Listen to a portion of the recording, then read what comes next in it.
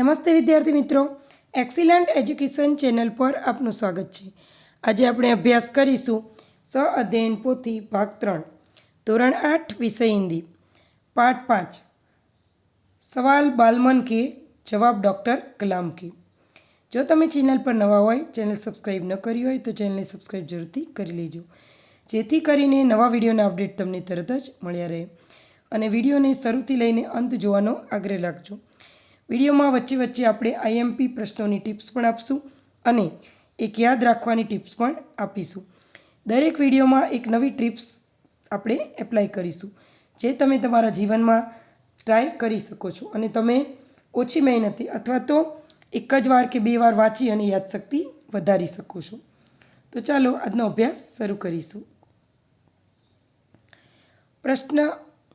प्रकरण 5 सवाल बालमन के जवाब डॉक्टर कलाम के।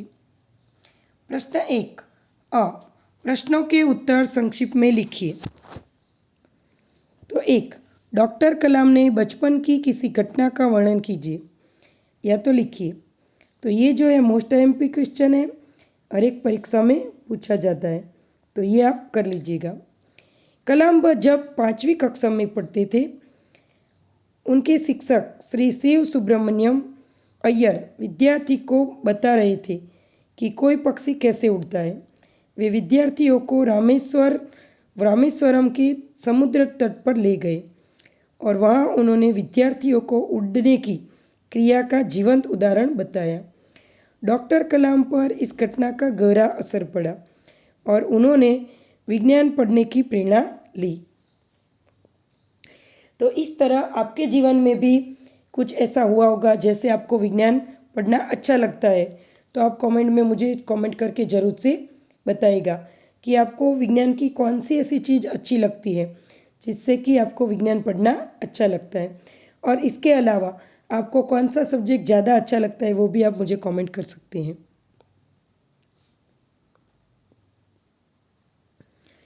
2 डॉक्टर कलाम ने साहस की क्या परिभाषा बताई।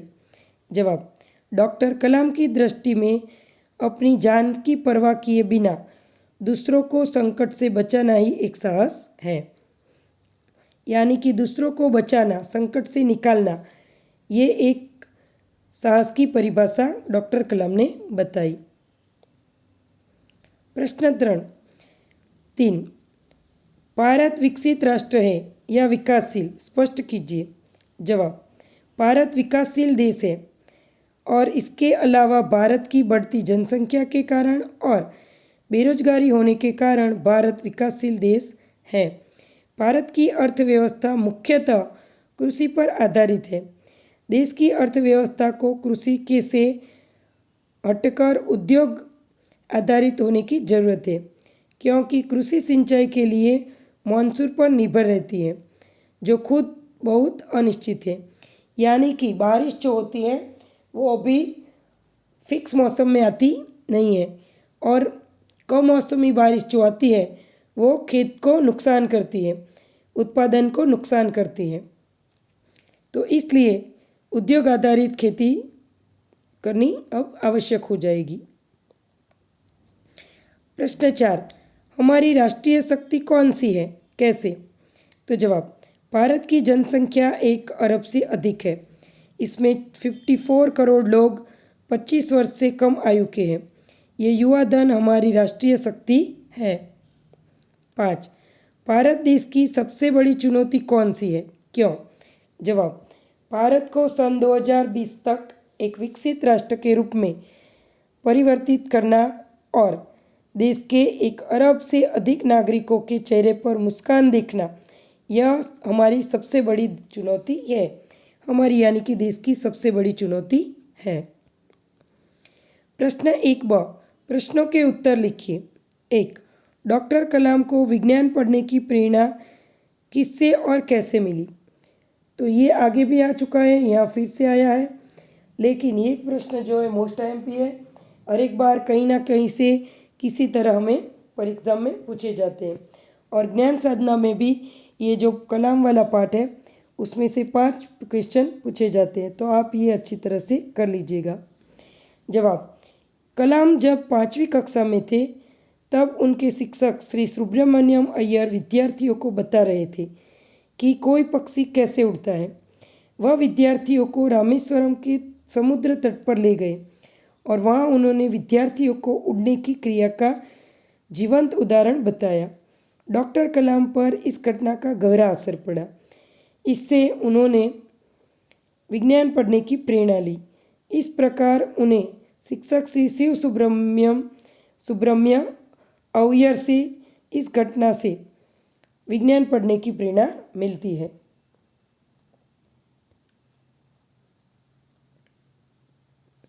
2. डॉक्टर कलाम ने मातृभाषा का क्या महत्व समझाया है? जवाब: डॉक्टर कलाम ने माध्यमिक शिक्षा की पढ़ाई मातृभाषा में की थी। कॉलेज और आगे की शिक्षा में उनकी पढ़ाई का माध्यम अंग्रेजी था। कलाम के विचार से कॉलेज की पढ़ाई भी मातृभाषा के माध्यम से ही होनी चाहिए, क्योंकि विद्यार्थी अपनी मातृभाषा में ही सोचता है, इसलिए ये मातृभाषा में ही अपनी बात आसानी से प्रकट कर सकता है। फिर भी विश्व के दूसरे देशों के संपर्क कायम करने के लिए वे अंग्रेजी का ज्ञान भी आवश्यक मानते हैं। यानी अंग्रेजी ज्ञान होना जरूरी है, ऐसा नहीं है कि हम इंग्लिश मीडियम में ही पढ़ें। तो अगर ये वीडियो आप बड़े देख रहे हैं तो मेरी आपसे निवेदन है कि आप अपने बच्चों को सरकारी पाठशाला में पढ़ाएं, मातृभाषा की शिक्षा अधिक से अधिक दें। फिर बच्चा बड़ा हो जाए, फिर आप कॉलेज में उसको इंग्लिश मीडियम में पढ़ा सकते हैं। अगर आपको ऐसा लगता है कि मुझे पहले से इंग्लिश मीडियम में बच्चे को पढ़ाना है, तो आप उसके अलग से क्लास भी लगा सकते हैं। और आपको बता दूं कि वेकेशन बैच में हम इंग्लिश का क्लास लेके आने वाले हैं। तो मेरा फिर से आवेदन है कि आप अपने बच्चे को मातृभाषा में ही शिक्षा दें और सरकारी पाठशाला में ही पढ़ाएं। 3. लक्ष्य प्राप्त करने के लिए हमें क्या क्या करना चाहिए? जवाब: मेरा लक्ष्य है एक महान वैज्ञानिक बनकर देश का नाम रोशन करना। यही मेरे जीवन का लक्ष्य प्राप्ति का ध्येय है। इसे पाने के लिए मैं अपने पाठ्यक्रम की विज्ञान की पुस्तकें बड़े ध्यान से पढ़ूंगा। विज्ञान की अन्य पुस्तकें भी स्कूल पुस्तकालय से लेख लाकर पढ़ता रहूँगा। मैं विज्ञानों के जीवन पर लिखी पुस्तकें भी पढ़ता रहूँगा। घर पर मैं छोटे छोटे प्रयोग की भी करता रहूँगा। 4. सेना में महिलाओं की बराबरी और शिक्षित नेता पर अपने विचार लिखिए। तो जवाब: सशस्त्र सेनाओं में नियुक्त किए गए पुरुष और महिलाओं के आधार पर कोई भेदभाव नहीं होना चाहिए। तीनों सेनाओं में पर्याप्त महिला अधिकारी नियुक्त करने चाहिए। राष्ट्रीय कक्षा क्षमताओं में वृद्धि के लिए महिलाएं उच्च स्तरीय सामरिक सेना बहुगुण उपकरणों पर कार्य करके भी अपना सहयोग दे सकती है। वर्तमान राजनीतिज्ञ को अपने कठिन परिश्रम, उत्कृष्ट और पारदर्शी कार्यों से मार्गदर्शन देना चाहिए। साथ ही में गरीबी रेखा के नीचे रह रहे लगभग 26 करोड़ भारतीयों के उत्थान के लिए भी कार्य करना चाहिए। 5. पढ़ने के बजाय देखा हुआ ज़्यादा याद रह जाता है, क्यों? तो जवाब होता है, देखा हुआ दृश्य का चित्र ज्यों त्यों मस्तिष्क में अंकित हो जाता है, लेकिन पढ़ने के लिए केवल काल्पनिक चित्र बनता है। कल्पना में वह सच्चाई नहीं होती जो हमारी यथार्थता में होता है। यानी कि जब आप पढ़ाई करते हैं तो हमारा ध्यान इधर उधर होता है, ध्यान केंद्रित नहीं होता। लेकिन वही बात जब हम वीडियो में देखते हैं या टीवी पर देखते हैं या देख के पढ़ते हैं तो हमारा ध्यान एक जगह केंद्रित होता है। यानी कि कल्पना में वह सच्चाई नहीं होती जो हमारी यथार्थता में होती है। इसलिए पढ़े हुए से ज़्यादा लिखा हुआ और चित्र देखा हुआ बहुत ज़्यादा अच्छे से याद रहता है। प्रश्न 2 निम्नलिखित शब्दों का अर्थ देखकर वाक्य प्रयोग कीजिए। 1. अड़चन यानी अटकाव। तो उसका वाक्य बनेगा, सफलता पाने के लिए बहुत सारे अटकाव से गुजरना पड़ता है। कोई आदमी को सारा काम कर अच्छा कार्य करना है तो उसको रोकने के लिए बहुत सारे लोग आएंगे, लेकिन जो वो आदमी एक बार अच्छाई करके ऊपर चला गया, सफल हो गया, तो सब उसकी तरह सफलता पाने के लिए प्रयास करेंगे। 2. आपदा, मुसीबत। वाक्य: मुसीबत में पड़े लोगों को बचाना ही हमारा कर्तव्य है। 3. प्रवासी, तो मुसाफिर। कल गांव में बहुत सारे मुसाफिर आए थे। 4. प्रयास, तो प्रयत्न। हमें सफलता पाने के लिए प्रयत्न करते रहना चाहिए। एक बार सफल नहीं होंगे, 2 बार नहीं होंगे, 3 बार नहीं होंगे, या तो निष्फलता मिलती रहेगी, लेकिन जैसे आपको निष्फलता मिलेगी तो आपको उसमें से सीख मिलेगी कि हम कहाँ निष्फल हैं, तो इस तरह आप आसानी से सफलता पा सकते हैं। 4. प्रयास, तो प्रयत्न। हमें सफलता पाने के लिए प्रयत्न करना चाहिए। 5. उत्थान, तो विकासशील। भारत एक विकासशील देश है। यहाँ आप भारत लिख देना।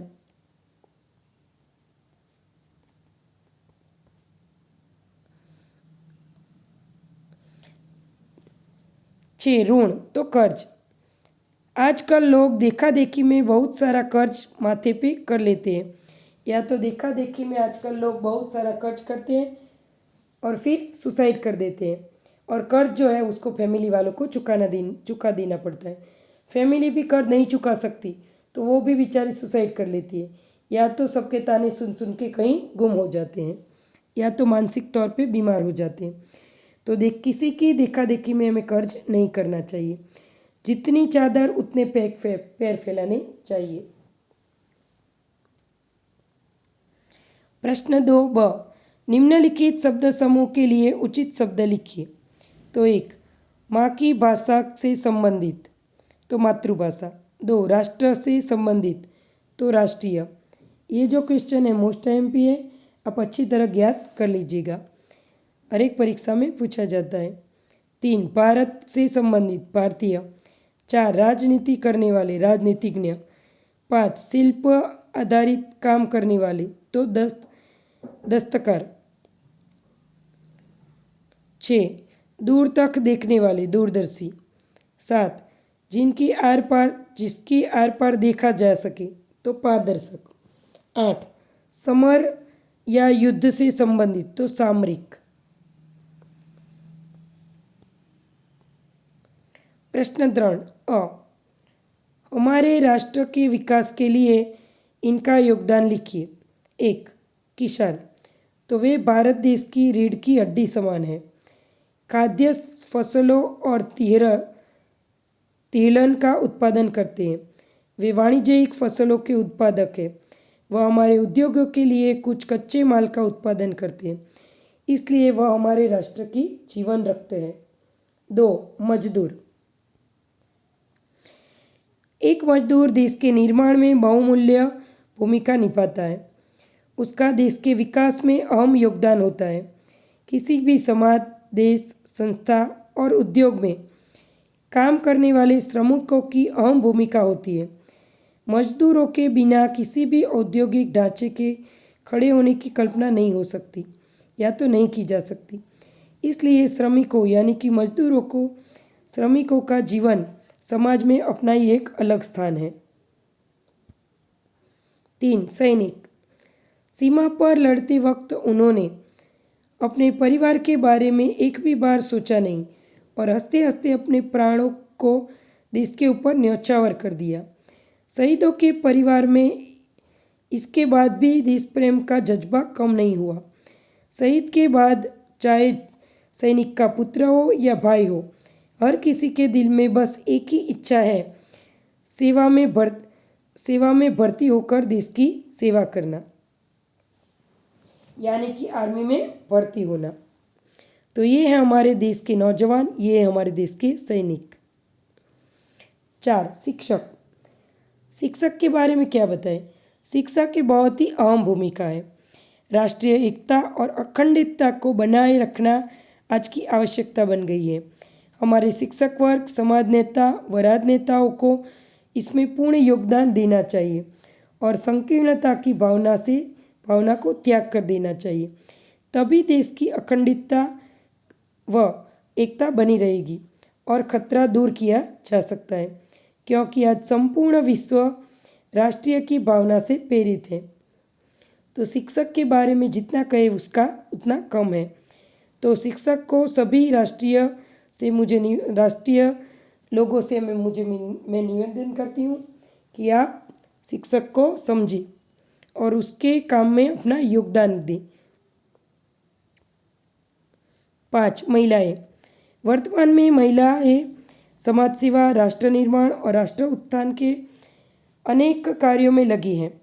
महिलाओं ने अपनी कर्तव्य परायणता से यह सिद्ध किया है कि वह किसी भी स्तर पर पुरुषों से कम नहीं है, बल्कि उन्होंने तो राष्ट्र निर्माण में अपनी श्रेष्ठता ही प्रदर्शित की है। जैसे कि आज हर एक क्षेत्र में महिलाएं पाई जाती हैं, हर एक क्षेत्र में महिलाएं काम करती हैं। प्रश्न 3ब, मेरी यादगार घटना। इस विषय पर 10-12 वाक्यों में अपने जीवन की विशेष घटना लिखिए।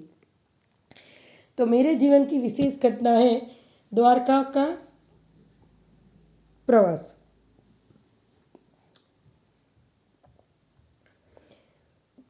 गर्मी की छुट्टियां चल रही थी। मैं और मेरे परिवार के सभी लोग द्वारका घूमने गए थे। द्वारका में हम शिवराजपुर बीच पर भी घूमने गए। शिवराजपुर बीच जाकर हमने स्कूबा ड्राइविंग की। स्कूबा ड्राइविंग करने में मुझे बहुत डर लग रहा था, क्योंकि स्कूबा ड्राइविंग में क्या होता है कि हमें मछली के जैसे कपड़े पहनाते हैं, पैर में पग पहनाते हैं और फिर समुद्र के बीचों बीच ले जाके उसमें धक्का दे देते हैं।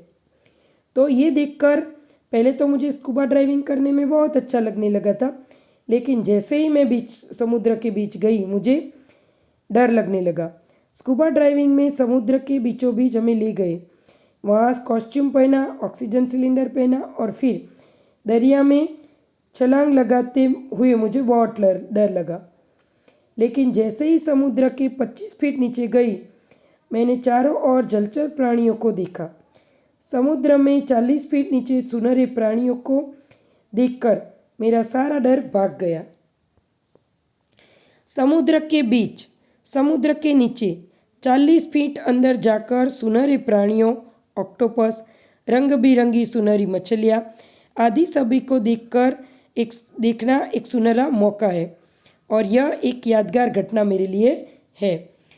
तो ये जो है 18 साल से बड़े बच्चे ही कर सकते हैं या 18 साल से बड़े लोग होते हैं, यही स्कूबा ड्राइविंग कर सकते हैं। इसमें अगर हमें कुछ हो जाए तो वो लोग जिम्मेदारी नहीं लेते।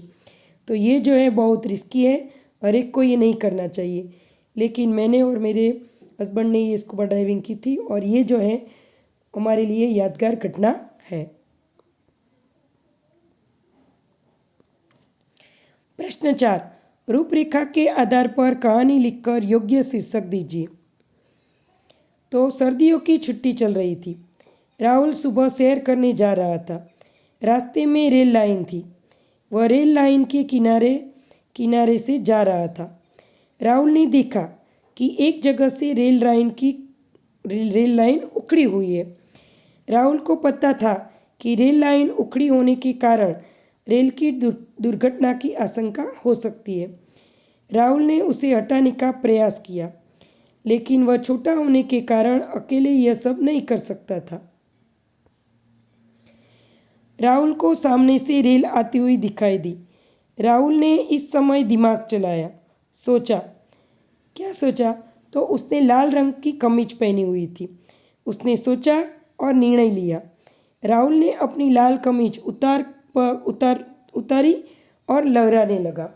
यह लाल कमीज का कपड़ा यानी कि लाल कलर का कपड़ा देखकर गाड़ी रुक गई। गाड़ी के रुकने के बाद राहुल ने सारी बात गार्ड को बताई। इस प्रकार सभी यात्रियों की जान राहुल ने बचाई। गार्ड ने राहुल की तारीफ की। गार्ड ने सारी बात सरकार तक पहुंचाई और राहुल को इस बहादुरी के लिए राष्ट्रीय पुरस्कार प्राप्त हुआ। सीख: हमें जीवन में मुसीबत के समय दिमाग से काम लेना चाहिए। डरना नहीं चाहिए, सबकी मदद के लिए हमेशा आगे रहना चाहिए, यानी कि सबकी मदद करने के लिए हमेशा खड़े रहना चाहिए। प्रश्न 5 निम्नलिखित वाक्यों में से सर्वनाम पहचान कर प्रकार लिखिए। 1. मैं इस देश की शान बढ़ाऊंगा। मैं, यहाँ जो सर्वनाम है ये मोस्ट आईएमपी परीक्षा में पूछे जाते हैं, तो मैं सर्वनाम है। 2. स्वस्थ बच्चे हमारे देश की संपत्ति है, तो हमारे। 3. तुम कब आओगे, तो तुम सर्वनाम है। 4. जैसा करोगे वैसा भरोगे, तो यहाँ जैसा और वैसा दोनों सर्वनाम आएंगे। 5. वह स्वयं इस संगीत की स्रोत थी, तो वह, तो जैसे तैसे, जैसा तैसा, आम तौर पर, ये सब है सर्वनाम है। तो ये एग्जाम के लिए मोस्ट एमपी है, आप ज्ञात कर लीजिएगा। प्रश्न 5 सर्वनाम का योग्य उपयोग करके रिक्त स्थानों की पूर्ति कीजिए। 1. यह मेरी किताब है। 2. सानिया ने तुम्हें बुलाया है। 3. यह तुम्हारा भाई है, मैं वह नहीं जानता। 4. लगता है मेरी यह बात अच्छी नहीं लगती। 5. यह किसने किया, तो यहाँ जो है मेरी, तुम्हें, वह, यह, किसने, ये सब जो है सर्वनाम है। प्रश्न 5 नीचे दिए गए सर्वनामिक शब्दों का उपयोग कर वाक्य बनाइए। 1. कौन, वह कौन खड़ा है। 2. जो तुम पढ़ाई लिखाई नहीं करोगे तो फेल हो जाओ, तो तुम फेल हो जाओगे। 3. वे बड़े ही अच्छे लोग हैं, तो यहाँ मैं की जगह वे लिख लीजिएगा। 4. इन्हें अच्छे से समझाना होगा। 5. स्वयं, मैं स्वयं पढ़ाई कर लूँगा।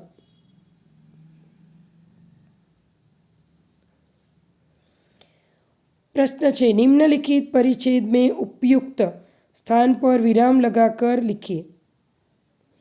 तो एक राजा को रास्ते में बूढ़ा किसान दिखाई दिया। राजा ने किसी से पूछा,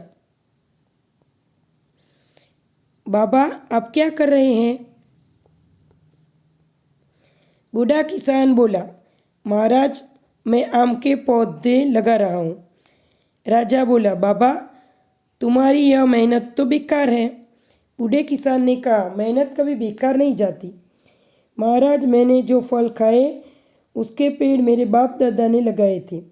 अब मैं जो पौधे लगा रहा हूँ उसके फल मेरे पोते पोतियाँ खाएंगे। किसान की सोच से राजा खुश हुआ। तो इस तरह हम योग्य विराम चिन्ह लगा के ये जो है दूसरी बार लिख सकते हैं। प्रश्न 7 अगर आपको देश के प्रधानमंत्री के साक्षात्कार के लिए यानी कि इंटरव्यू के लिए भेजा जाए तो आप उनसे कौन कौन से सवाल पूछेंगे, सोचिए और सवाल यहाँ लिखिए। 1. मैं ऐसे सवाल नीचे दिए गए सवाल पूछूंगा। 1. देश में सब संसाधन सुलभ रहने पर भी हम विकसित राष्ट्रों की श्रेणी में क्यों नहीं आते। 2. हमारे देश में अमीर गरीब के बीच खाई बहुत लंबी है, तो वो क्यों बढ़ती जा रही है। 3. देश में महंगाई इतनी क्यों बढ़ रही है। 4. विदेशी बैंकों में जमा काला धन भारत लाने में सरकार अक्षम क्यों है। 5. किसानों के लिए आप कौन सी नई योजना लाएंगे। 6. शिक्षा में हमारा देश अभी तक पीछे क्यों है। 7. युवाओं को रोजगार देने में आपकी सरकार के कौन से कदम उठाएंगे अथवा आपकी सरकार ने कौन से कदम पर उठाए। 8. पानी की समस्या के लिए आपकी सरकार ने क्या योजनाएं बनाई। तो ऐसे सब सवाल हम इंटरव्यू में पूछ सकते हैं। प्रश्न 8 निम्नलिखित परिच्छेद का मातृभाषा में अनुवाद कीजिए। प्राचीन काल से ही परीक्षा की परंपरा चली आ रही है। तो પરીક્ષાની પરંપરા પ્રાચીન સમયથી ચાલી આવે છે। આ જે છે મોસ્ટ આઈએમપી છે. દરેક વખતે દરેક પરીક્ષામાં અને જ્ઞાન સાધનામાં પણ 5 વાક્યો ભાષાંતર કરવાના પૂછાય છે. તો અંગ્રેજી ભાષાંતર હોય, સંસ્કૃત ભાષાંતર હોય કે હિન્દી ભાષાંતર હોય, 3 લેંગ્વેજમાં આ પૂછાય છે. જ્યાં ત્यों परीक्षा निकट आती है त्यों त्यों धड़कन तेज हो जाती है. જેમ જેમ ટેસ્ટ નજીક આવે છે તેમ તેમ હૃદયના ધબકારા ઝડપી થાય છે. હર કામ में जल्दी लगी रहती है. તે દરેક કામમાં વ્યસ્તતા રહે છે. परीक्षा हमें शत्रु की तरह दिखाई देती है. परीक्षाओं આપણને शत्रु જેવી લાગે છે. तनाव के कारण छात्रों को रात में नींद नहीं आती. સ્ટ્રેસના કારણે વિદ્યાર્થીઓને રાત્રે ઊંઘ પણ આવતી નથી. દિલ કાફી બેચેન રહેતા હૈ.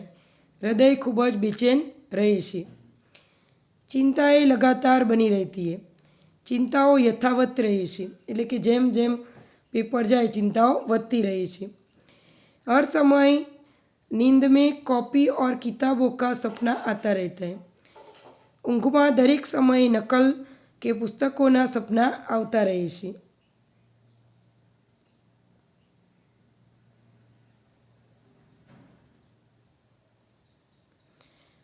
यहाँ हमेशा भय बना लगता है कि कोई विषय में कमी न रह जाए.